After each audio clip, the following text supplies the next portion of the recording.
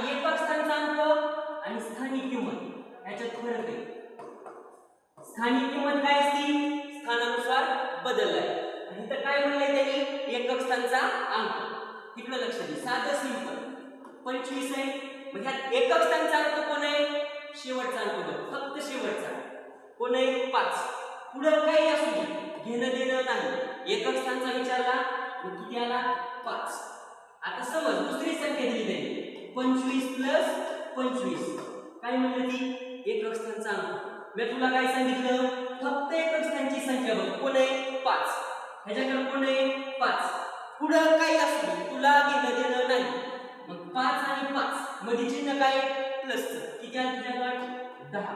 त्यात पण एकक स्थानचा अंक विचारलाय. कोण आहे? 0. हे तुझं उत्तर. साधं सिंपल संख्या. आता इकडे बघ ना, 25 × 25. तीच संख्या घेतली, मधलं चिन्ह बदललंय. काय केलं? गुणाकार. एकक स्थानचा अंक बघ. कोण आहे?